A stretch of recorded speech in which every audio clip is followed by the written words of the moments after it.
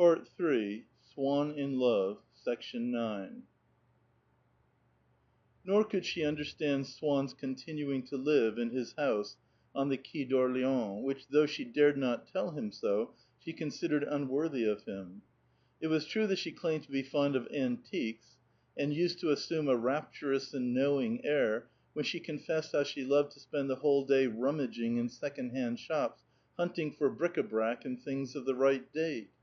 Although it was a point of honor to which she obstinately clung, as though obeying some old family custom, that she should never answer any questions, never give any account of what she did during the daytime, she spoke to Swann once about a friend to whose house she had been invited, and had found that everything in it was of the period.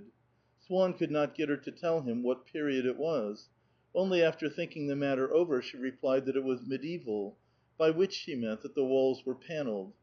Some time later she spoke to him again of her friend, and added, in the hesitating but confident tone in which one refers to a person whom one has met somewhere at dinner the night before, of whom one had never heard until then, but whom one's host seemed to regard as some one so celebrated and important that one hopes that one's listener will know quite well who is meant, and will be duly impressed. "Her dining room is 18th century." Incidentally, she had thought it hideous, all bare, as though the houses were still unfinished. Women looked frightful in it, and it would never become the fashion. She mentioned it again, a third time, when she showed Swann a card with the name and address of the man who had designed the dining room, and whom she wanted to send for when she had enough money to see whether he could not do one for her too, not one like that, of course, but one of the sort she used to dream of, one which, unfortunately, her little house would not be large enough to contain, with tall sideboards, Renaissance furniture, and fireplaces like the château at Blois. It was on this occasion that she let out to Swann what she really thought of his abode on the Quai d'Orléans, he having ventured the criticism that her friend had indulged not in the Louis XVI style, for, he went on, although that was not, of course, done, still it might be made charming, but in the sham antique. "You wouldn't have her live like you, among a lot of broken-down chairs and threadbare carpets!" she exclaimed, the innate respectability of the middle-class housewife rising impulsively to the surface through the acquired dilettantism of the light woman. People who enjoyed picking up things, who admired poetry, despised sordid calculations of profit and loss, and nourished ideals of honor and love, she placed in a class by themselves, superior to the rest of humanity. There was no need actually to have those tastes, provided one talked enough about them. When a man had told her at dinner that he loved to wander about and get his hands all covered with dust in the old furniture shops, that he would never be really appreciated in this commercial age, since he was not concerned about the things that interested it, and that he belonged to another generation altogether, she would come home saying, "Why, he's an adorable creature! So sensitive! I had no idea!" And she would conceive for him a strong and sudden friendship. But on the other hand, men who, like Swann, had these tastes but did not speak of them, left her cold. She was obliged, of course, to admit that Swann was most generous with his money, but she would add, pouting, "It's not the same thing, you see, with him." And, as a matter of fact, what appealed to her imagination was not the practice of disinterestedness, but its vocabulary. Feeling that often he could not give her, in reality, the pleasures of which she dreamed, he tried at least to ensure that she should be happy in his company, tried not to contradict those vulgar ideas, that bad taste which he displayed on every possible occasion, which all the same he loved, as he could not help loving everything that came from her, which even fascinated him, for were they not so many more of those characteristic features, by virtue of which the essential qualities of the woman emerged and were made visible? And so, when she was in a happy mood because she was going to see the Reine Topaz, or when her eyes grew serious, troubled, petulant, if she was afraid of missing the flower show, or merely of not being in time for tea, with muffins and toast, at the Rue Royale tea rooms, where she believed that regular attendance was indispensable, and set the seal upon a woman's certificate of smartness, Swann, enraptured, as all of us are at times, by the natural behavior of a child, or by the likeness of a portrait, which appears to be on the point of speaking, would feel so distinctly the soul of his mistress rising to fill the outlines of her face, that he could not refrain from going across and welcoming it with his lips. "Oh, then, so little Odette wants us to take her to the flower show, does she? She wants to be admired, does she? Very well, we will take her there. We can but obey her wishes." As Swann's sight was beginning to fail, he had to resign himself to a pair of spectacles which he wore at home when working, while to face the world he adopted a single eyeglass as being less disfiguring. The first time that she saw it in his eye, she could not contain herself for joy. "I really do think, for a man, that is to say, it is tremendously smart. How nice you look with it! Every inch a gentleman. All you want now is a title," she concluded, with a tinge of regret in her voice. He liked Odette to say these things, just as, if he had been in love with a Breton girl, he would have enjoyed seeing her in her coif, and hearing her say that she believed in ghosts. Always until then, as is common among men whose taste for the fine arts develops independently of their sensuality, a grotesque disparity had existed between the satisfactions which he would accord to either taste simultaneously. Yielding to the seduction of works of art which grew more and more subtle as the women in whose company he enjoyed them grew more illiterate and common, he would take a little servant girl to a screen box in a theatre where there was some decadent piece which he had wished to see performed, or to an exhibition of impressionist painting, with the conviction, moreover, that an educated society woman would have understood them no better, but would not have managed to keep quiet about them so prettily. But now that he was in love with Odette, all this was changed. To share her sympathies, to strive to be one with her in spirit, was a task so attractive that he tried to find satisfaction in the things that she liked, and did find a pleasure not only in copying her habits, but in adopting her opinions, which was all the deeper because, as those habits and opinions sprang from no roots in her intelligence, they suggested to him nothing except that love, for the sake of which he had preferred them to his own. If he went again to Serge Panine, if he looked out for opportunities of going to watch Olivier Métra conducting, it was for the pleasure of being initiated into every one of the ideas in Odette's mind, of feeling that he had an equal share in all her tastes. This charm of drawing him closer to her, which her favorite plays and pictures and places possessed, struck him as being more mysterious than the intrinsic charm of more beautiful things and places, which appealed to him by their beauty, but without recalling her.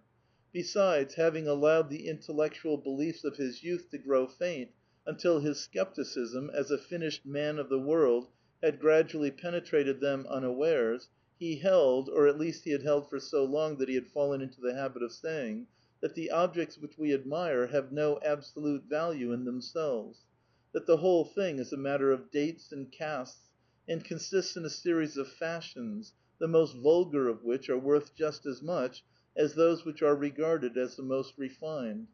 And as he had decided that the importance which Odette attached to receiving cards to a private view was not in itself any more ridiculous than the pleasure which he himself had at one time felt in going to luncheon with the Prince of Wales, so he did not think that the admiration which she professed for Monte Carlo or for the Rigi was any more unreasonable than his own liking for Holland, which she imagined as ugly, and for Versailles, which bored her to tears. And so he denied himself the pleasure of visiting those places, consoling himself with the reflection that it was for her sake that he wished to feel, to like nothing that was not equally felt and liked by her.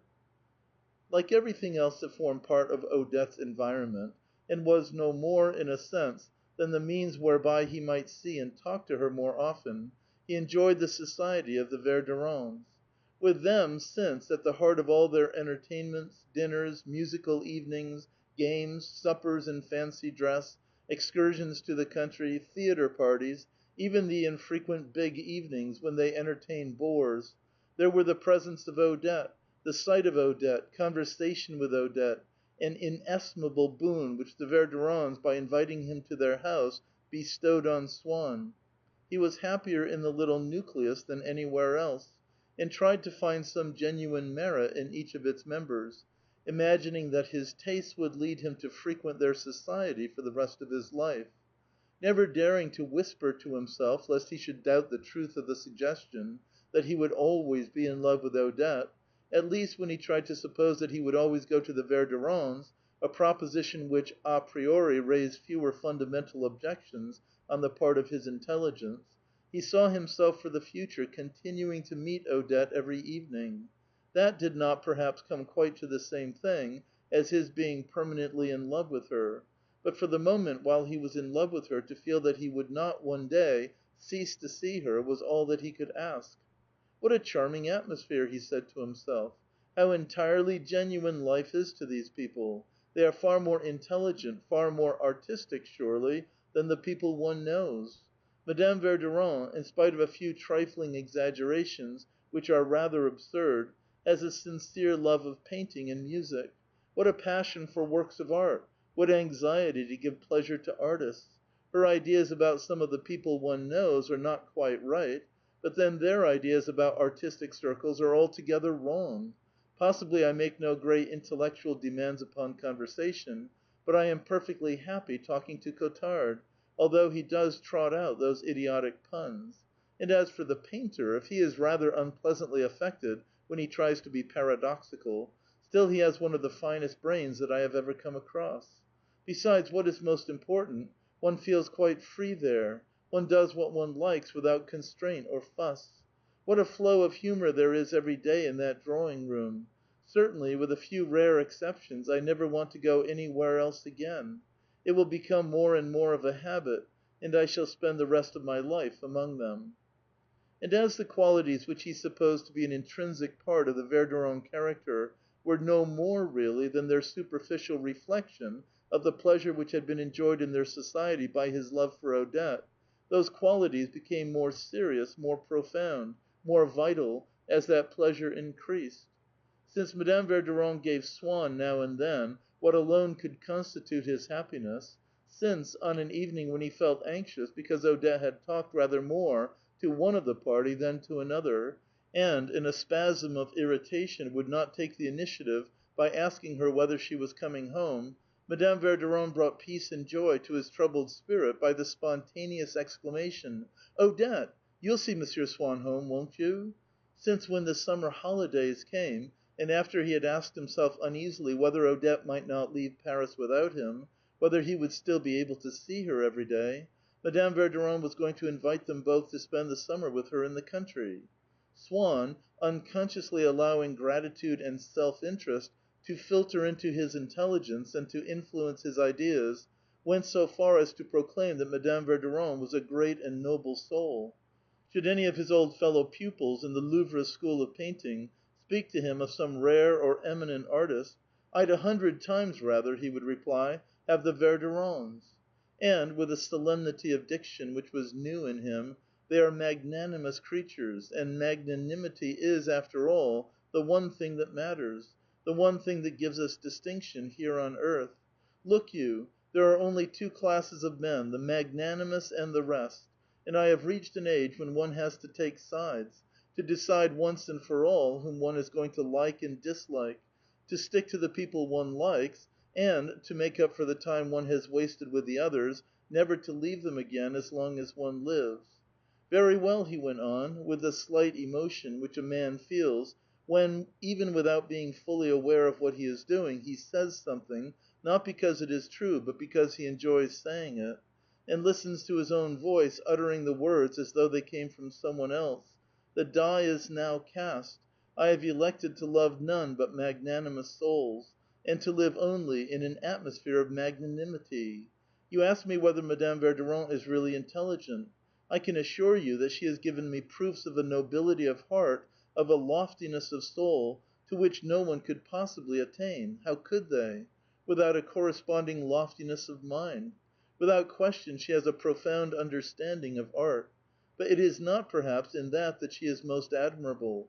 Every little action, ingeniously, exquisitely kind, which she has performed for my sake, every friendly attention, simple little things, quite domestic, and yet quite sublime, reveal a more profound comprehension of existence than all your textbooks of philosophy." He might have reminded himself all the same that there were various old friends of his family who were just as simple as the Verdurins, companions of his early days who were just as fond of art, that he knew other great-hearted creatures, and that, nevertheless, since he had cast his vote in favor of simplicity, the arts, and magnanimity, he had entirely ceased to see them. But these people did not know Odette, and if they had known her, would never have thought of introducing her to him. And so there was probably not in the whole of the Verdurin circle a single one of the faithful who loved them, or believed that he loved them, as dearly as did Swann. And yet, when M. Verdurin said that he was not satisfied with Swann, he had not only expressed his own sentiments, he had unwittingly discovered his wife's. Doubtless Swann had too particular an affection for Odette, as to which he had failed to take Madame Verdurin daily into his confidence. Doubtless the very discretion with which he availed himself of the Verdurins' hospitality, refraining often from coming to dine with them for a reason which they never suspected, and in place of which they saw only an anxiety on his part not to have to decline an invitation to the house of some bore or other. Doubtless also, and despite all the precautions which he had taken to keep it from them, the gradual discovery which they were making of his brilliant position in society. Doubtless all these things contributed to their general annoyance with Swann. But the real, the fundamental reason was quite different. What had happened was that they had at once discovered in him a locked door, a reserved, impenetrable chamber in which he still professed silently to himself that the Princesse de Sergent was not grotesque, and the Cottard's jokes were not amusing. In a word, and for all that he never once abandoned his friendly attitude towards them all, or revolted from their dogmas, they had discovered an impossibility of imposing those dogmas upon him, of entirely converting him to their faith, the like of which they had never come across in any one before. They would have forgiven his going to the houses of bores, to whom, as it happened, in his heart of hearts, he infinitely preferred the Verdurins and all their little nucleus, had he consented to set a good example by openly renouncing those bores in the presence of the faithful. But that was an abjuration which, as they well knew, they were powerless to extort. What a difference was there in a newcomer whom Odette had asked them to invite, although she herself had met him only a few times, and on whom they were building great hopes, the Comte de Faucheville. It turned out that he was nothing more nor less than the brother-in-law of Sagnette, a discovery which filled all the faithful with amazement. The manners of the old paleographer were so humble that they had always supposed him to be of a class inferior socially to their own, and had never expected to learn that he came of a rich and relatively aristocratic family. Of course, Faucheville was enormously the swell, which Swann was not, or had quite ceased to be. Of course, he would never dream of placing, as Swann now placed, the Verdurin circle above any other. But he lacked that natural refinement which prevented Swann from associating himself with the criticisms, too obviously false to be worth his notice, that Madame Verdurin levelled at people whom he knew. As for the vulgar and affected tirades in which the painter sometimes indulged, the bagman's pleasantries which Cottard used to hazard, whereas Swann, who liked both men sincerely, could easily find excuses for these without having either the courage or the hypocrisy to applaud them. Faucheville, on the other hand, was on an intellectual level which permitted him to be stupefied, amazed by the invective, without in the least understanding what it all was about, and to be frankly delighted by the wit. And the very first dinner at the Verdurins', at which Faucheville was present, threw a glaring light upon all the differences between them, made his qualities start into prominence, and precipitated the disgrace of Swann. End of Part 3, Section 9.